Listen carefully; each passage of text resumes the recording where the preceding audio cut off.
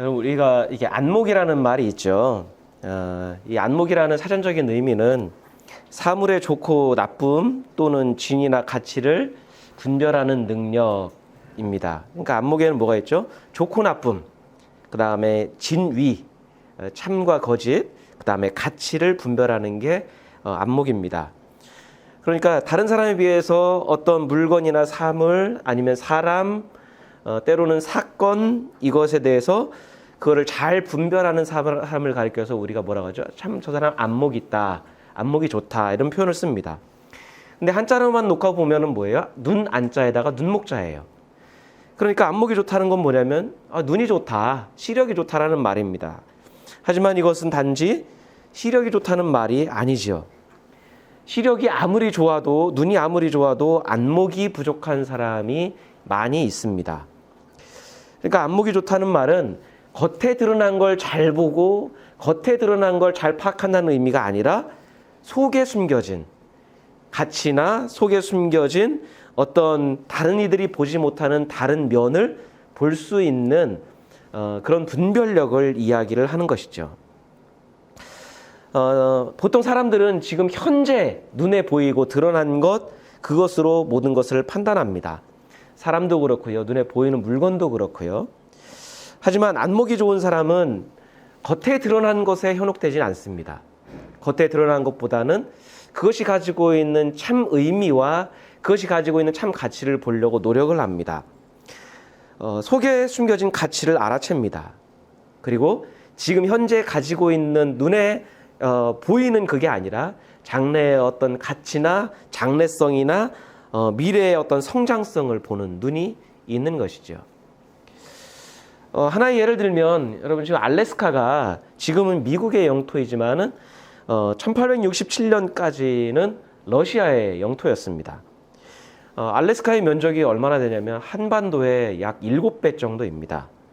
그런데 러시아가 1867년도에 그 넓은 땅을 단돈 720만 달러, 약 90억 원에 한반도의 전체의 7배나 되는 땅을 넘겨버렸습니다.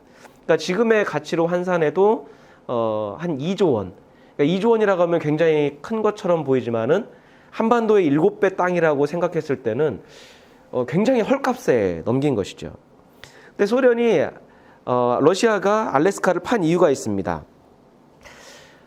처음에 알래스카를 차지하려고 알래스카에서 사금이 발견이 됐습니다. 그러니까 러시아에는 금광이 있을 줄 알고 알래스카에다가 막대한 자금과 어떤 돈을 쏟아붓기 시작했습니다. 그런데 비용은 들어가는데 금광이 발견되지는 않는 거예요.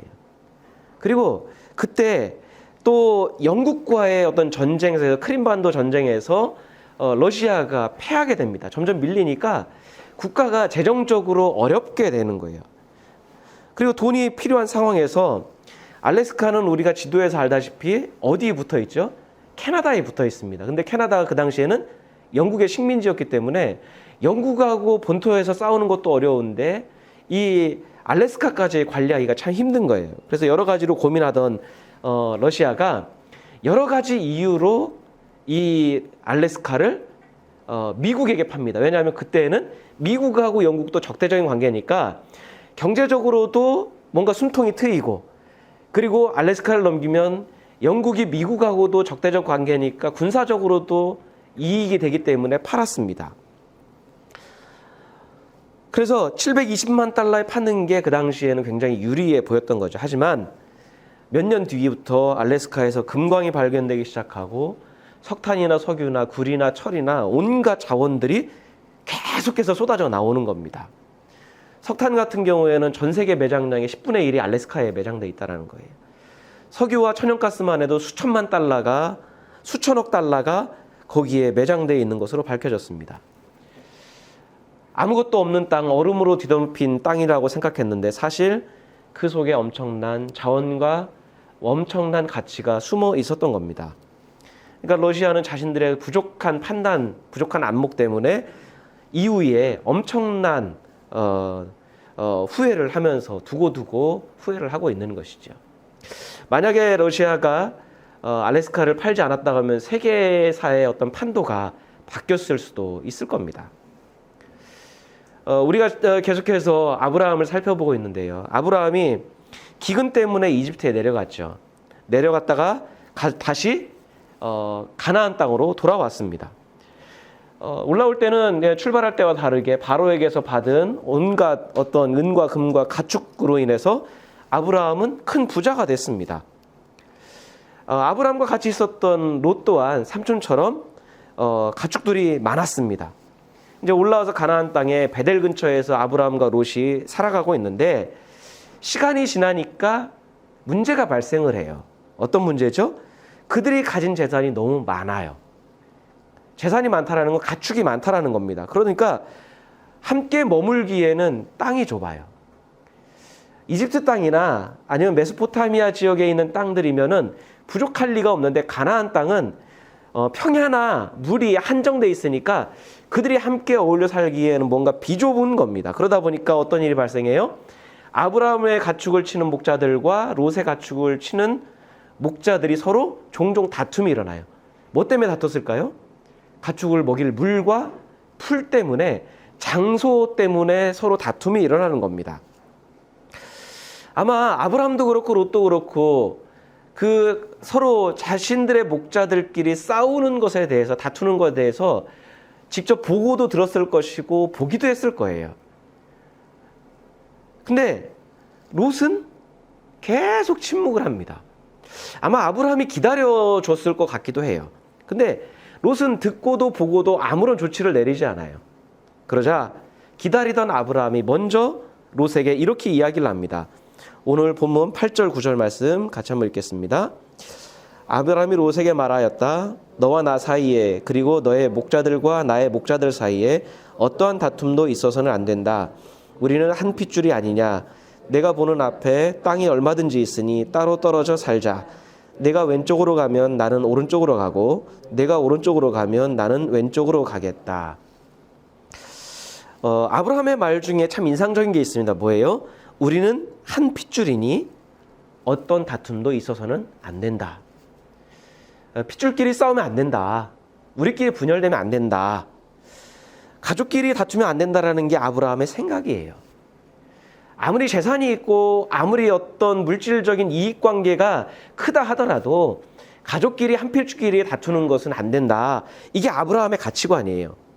더욱이 그들이 머무는 땅에는 가나안 민족들이 있어요. 이 앞에 있는 7절에 뭐라고 이야기를 하냐면, 이야기를 이렇게 쭉 하다가 뭐라고 기록되냐면, 그때 그 땅에는 가나안 사람들과 브리스 사람들도 살고 있었다. 이거를 성경 기자가 언급하는 건 뭐예요? 그들을 지켜보는 누군가가 있다라는 거예요. 그들을 지켜보는 이방 사람들, 주변 사람들이 있다는 겁니다. 그러니까 아브라함과 롯이 다투면은 뭐예요? 가나안 사람들에게 웃음거리가 될 뿐이에요. 저것들 이방인들 저쪽에서 흘러와서 뭐 어쩌고 저쩌고 살더니 저희들끼리 재산 때문에, 돈 때문에 싸우는 거 봐. 게다가 우리가 알다시피 아브라함이 가는 곳마다 했던 게 뭐예요? 제단을 쌓고 하나님께 예배를 드렸습니다. 그러면 가나안 사람들이 봤을 때 아브라함이 섬기는 신이 누군지를 알아요. 주변에 있는 사람들 다 알아요. 왜요? 제단 쌓고 예배를 드렸으니까 아브라함이 섬기는 신이 여호와 하나님이구나. 우리와 다르게 다른 신을 섬기고 있구나. 지켜보고 있었을 겁니다. 그러면 아브라함과 롯의 다툼은 가족의 갈등으로 그치는 게 아닙니다. 하나님에 대한 평가로 이어지는 거예요. 하나님에 대한 평가는 뭐예요? 저 신이 추구하는, 저 종교가 추구하는 가치는 저런 거다. 판단이 되는 거죠. 때문에 아브라함의 입장에서는 자신의 어떤 가치관도 그렇고 하나님에 대한 신앙관에서도 이 다툼을 방치할 수 없는 거예요. 하지만 롯은 아브라함과 같이 하나님을 믿으면서도 침묵합니다. 믿음이 있지만 침묵을 해요. 왜 그럴까요? 롯에게 있어서 가치는 뭡니까? 자신에게 주어지는 이익 아니면 주도권. 아마 이게 롯의 가치관이 아니었을까. 그게 앞서니까, 믿음보다 앞서니까 침묵하는 거죠.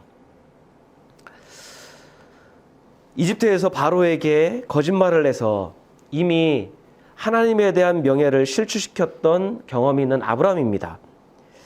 자신의 이기적인 그 생각과 판단 때문에 여러 사람에게 상처를 입혔던 아브라함입니다. 그래서일까요? 그 일을 통해서 교훈을 얻은 것 같습니다.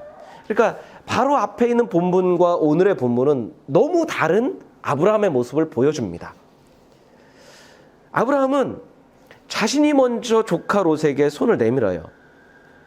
서로 가진 가축이 많다 보니까 현실적으로 함께 할 수 없습니다. 따로 떨어져 살 수밖에 없어요. 그러면 이때 땅을 선택할 수 있는 결정권이 누가 있을까요? 우리가 고려해야 될 것은 그 당시에는 가부장적인 사회입니다. 뭐 요즘에 뭐 평등 뭐 이렇게 해서 어른이 먼저 할 수도 있다. 뭐 우리는 그렇게 생각하지만 당시에는 가부장적인 사회이니까 만약에 여기에서 어떤 분쟁이나 이렇게 다툼이 일어나면 그것에 힘이 없거나 아랫사람이 그냥 떠나가는 게 정상적이에요. 그러면 누가 우선입니까? 아브라함이 그 가족의 족장입니다. 어른이에요. 게다가 지금까지 롯은 삼촌 아브라함의 보호를 받았고 은혜를 입었어요. 그러면 누구에게 결정권과 우선권이 있어요? 아브라함에게 있어요. 그러면 누가 떠나야 돼요? 롯이 떠나야 됩니다. 그러니까 아브라함이 먼저 좋은 땅을 선택하고 그리고 나서 롯이 땅을 선택하는 게 그 당시에 있었던 상식이고 일반적이고 그게 문화입니다. 그런데 아브라함이 어떻게 해요? 롯에게 먼저 선택하라고 해요. 그러니까 그 당시로 어떤 문화적인 입장에서 보면 굉장히 파격적인 거예요. 있을 수 없는 일이에요. 롯이 먼저 선택하면 롯이 선택한 그 이외의 땅을 아브라함이 내가 선택하겠다. 네가 먼저 해라. 네가 먼저 좋은 곳을 선택해라. 이야기를 합니다.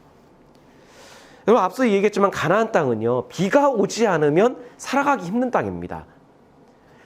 이집트 땅이나 메소포타미아 땅과 다르게 산악지형도 많이 있기 때문에 비가 와야 되고 평야도 그렇게 초원도 많이 없어요.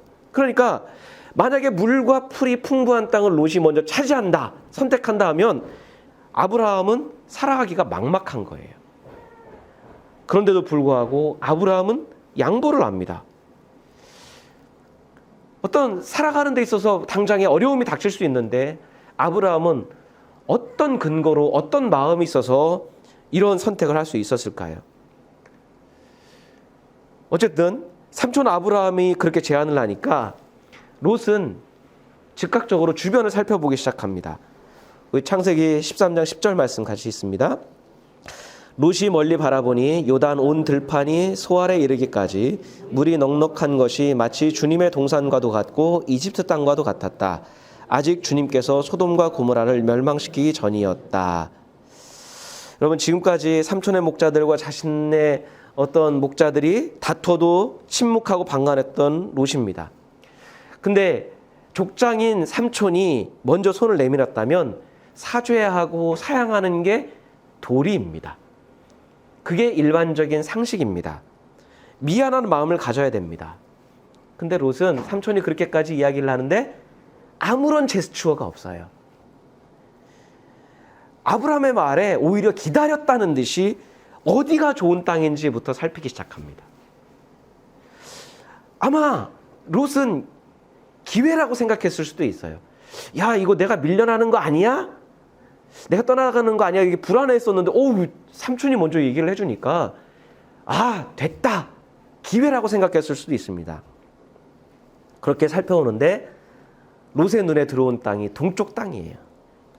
동쪽 땅에 그 요단의 어떤 들판과 그 다음에 요단강이 가지고 있는 그 물을 풍부함을 봤습니다. 가나안 땅에서 찾기 힘든 참 좋은 땅입니다. 야, 저기가 좋다. 물이 넉넉합니다. 물이 넉넉하니 초원도 풍부하게 있을 겁니다. 가축을 기르기에 최적의 땅입니다. 지금 당장 그쪽에 정착해도 아무 걱정 없이 편안함과 여유를 누릴 수 있는 땅이에요. 얼마나 그 땅이 좋아 보였는지 성경 기자가 이렇게 평가합니다. 어떻게 해요? 마치 주님의 동산과도 같고 이집트 땅과도 같다. 얼마나 좋아 보였는지 에덴 동산처럼 보이고 얼마나 좋아 보였는지 이집트 땅처럼 보이는 거예요. 그건 뭐예요? 롯의 눈에 그렇게 보였다는 거예요. 롯이 보니까 저기만큼 좋은 땅이 없어요. 주님의 복이 가득한 땅으로 보이고요. 주님께서 예비해 주신 땅처럼 보이는 겁니다. 가나안 땅에서 찾기 힘든 너무 좋은 땅이에요. 그러니까 롯은 뭐냐면 현재의 어떤 편안함을 선택했어요.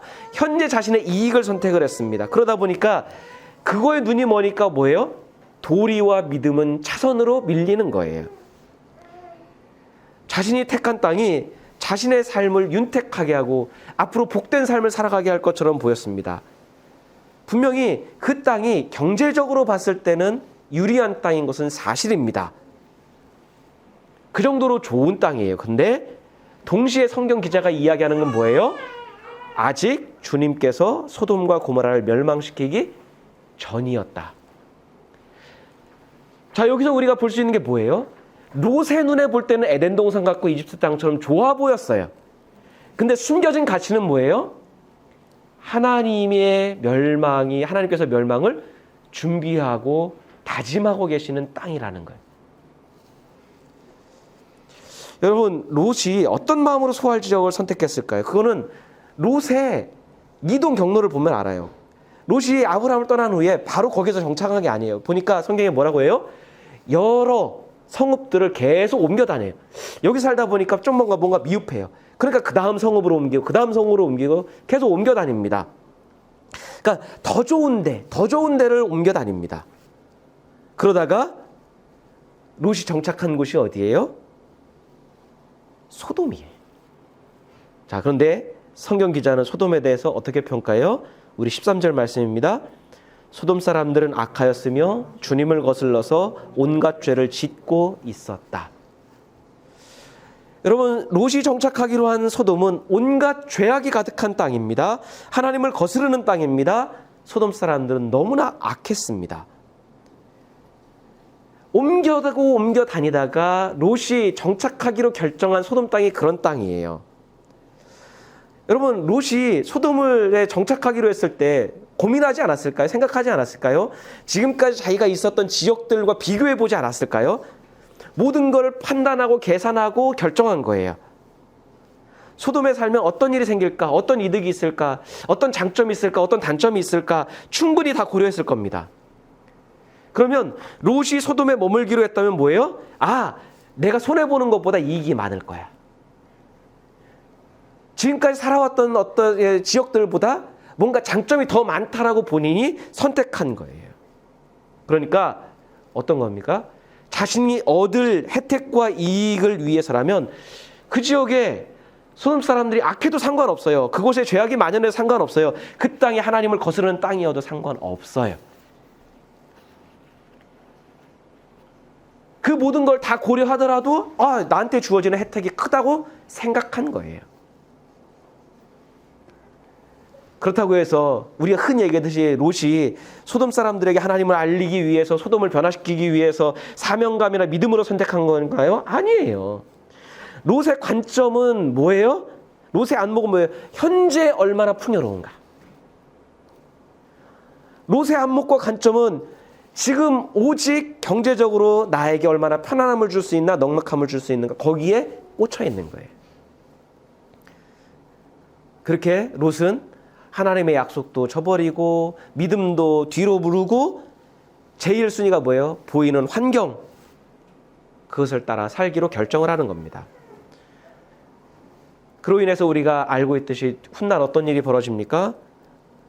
롯은 모든 재산을 다 잃어버리고 아내도 잃어버리고 그 소돔의 악한 문화에 물들었던 두 딸은 어떻게 합니까? 후세를 잇기 위해서 아버지에게 술을 먹이고 아버지와 동침하는 사건이 벌어져요.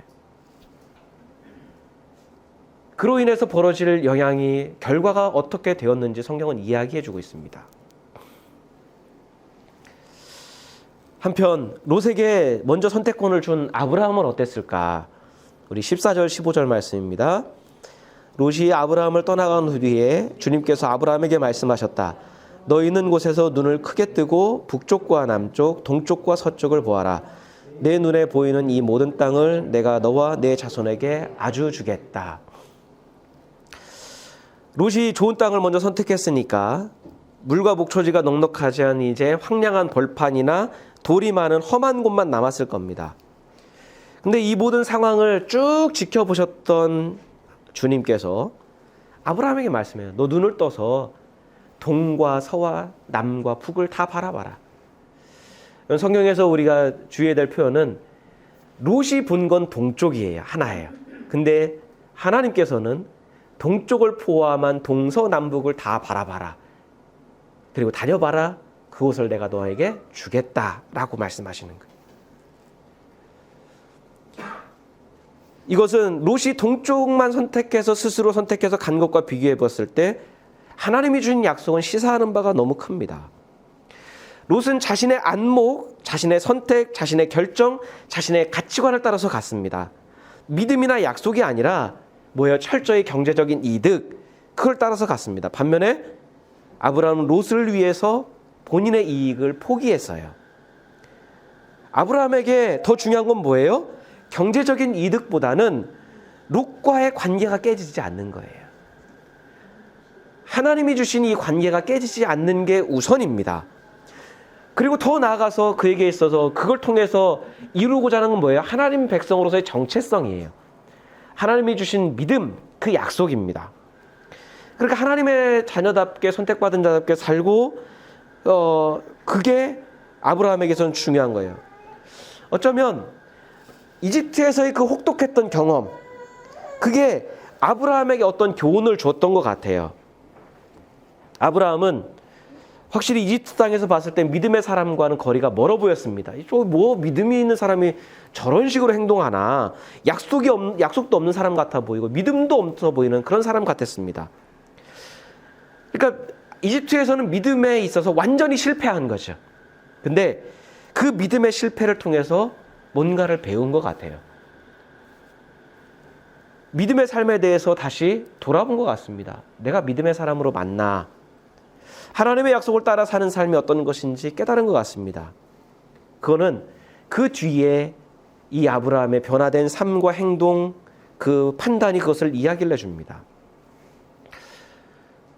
여러분, 아브라함의 결정이 단순한 양보가 아닌 것은요, 모든 것이 풍요롭고 넉넉할 때는 양보하기가 쉬워요. 우리가 해봐서 알잖아요. 내가 여유가 있고 넉넉하면 양보하기가 쉽습니다.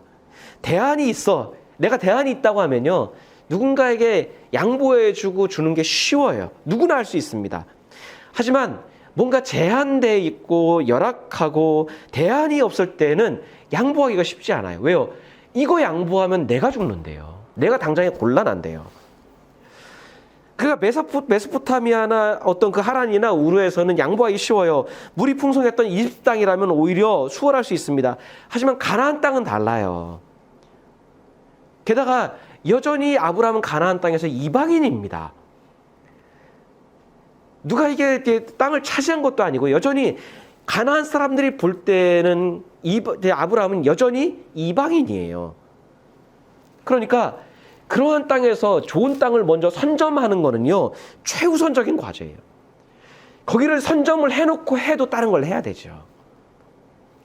그러니까 요단의 들과 물을 양보한 아브라함은 스스로 자신을 궁지에 모른 거예요. 고생을 감수한 겁니다.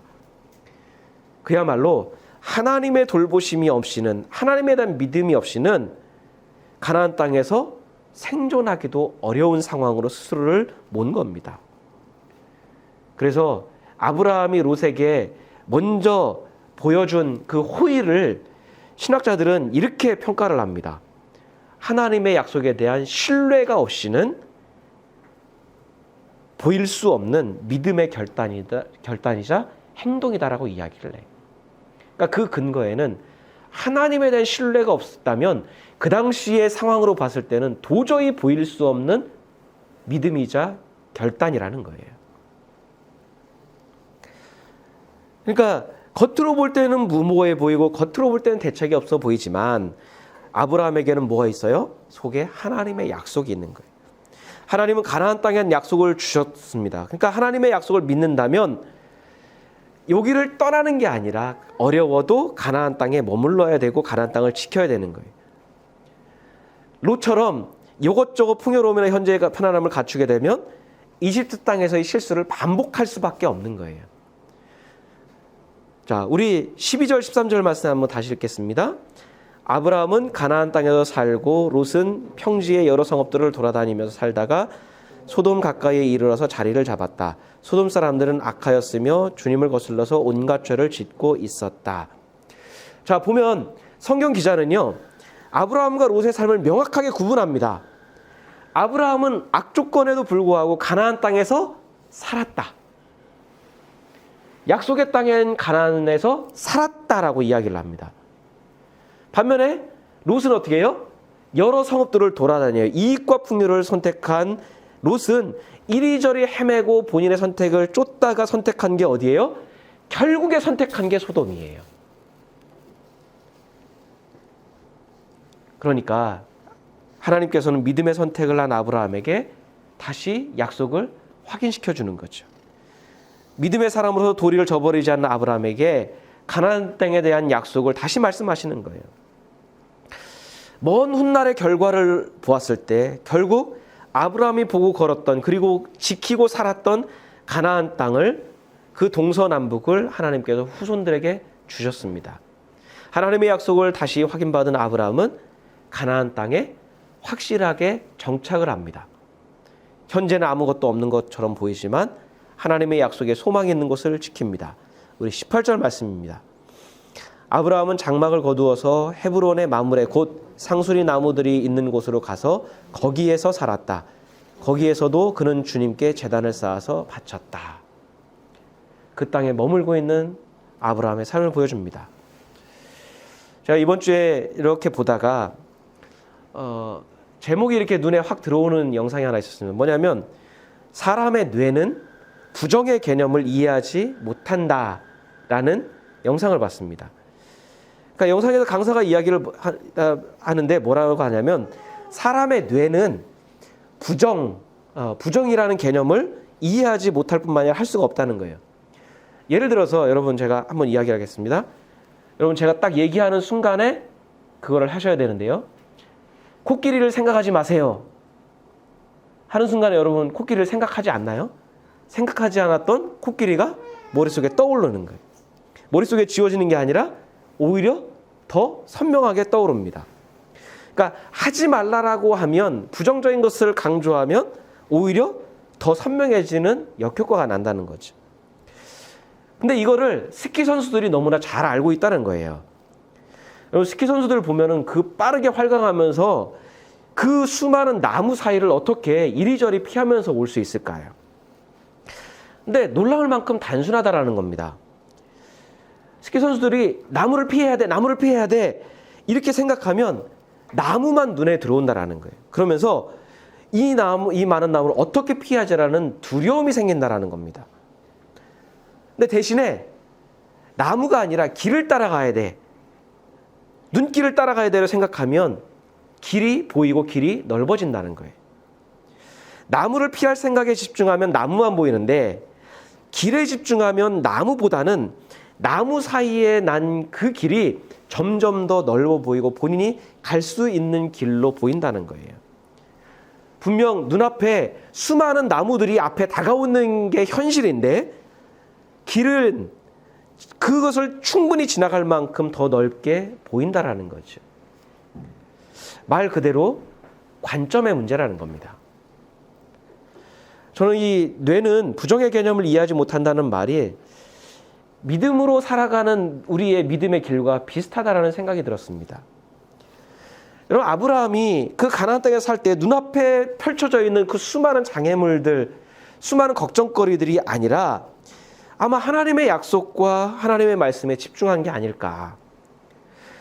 만약에 그가 보이는 어려움과 고통에 집중했다고 하면은 결국에는 계속 부딪히면서 쓰러질 수밖에 없고 두려움 가운데 있을 수밖에 없는데 그 사이에 나 있는 하나님의 약속, 하나님의 길에 집중한 그걸 어떻게 할 수 있어요? 그 가나안의 만만치 않은 삶 속에서도 아브라함의 모습을 보면 서서히 자격도 없었던 그 사람이 하나님 백성다운 믿음 모습을 보여주기 때문입니다. 보이는 것보다 약속을 따라 살 때 하나님께서 길을 보여주시는 것이죠. 당장 보이는 것보다는 하나님의 약속에 대한 안목을 기를 때 가나안에서 하나님 백성답게 살 수 있습니다. 우리의 삶이 마찬가지예요. 아브라함과 롯의 길이 달랐던 것은 결국에는 믿음이 있고 없고가 아니라 안목의 차이입니다. 무엇을 보느냐의 차이이고 그것을 어떻게 보느냐의 차이이죠. 우리는 믿음의 눈으로 무엇을 보며 나아가고 있을까요? 우리의 안목은 보이는 것에 현혹되고 있을까요? 아니면 보이지 않지만 하나님의 손길과 인도하심을 바라보고 있을까요? 우리의 안목이 우리의 믿음의 길, 우리의 삶을 좌지우지하게 될 겁니다. 올 한 해를 우리가 묵묵하게 걸어가면서 믿음이 부족해서 어떤 삶을 살아가지 못하는 건 아닌 것 같아요. 믿음에 더해서 그 사이에 나 있는 하나님의 손길, 길, 약속을 따라 살아갈 때 우리가 그 모든 것들을 지혜롭게 순간순간 잘 헤쳐 나가게 될 줄 믿습니다. 우리 함께 같이 기도하겠습니다.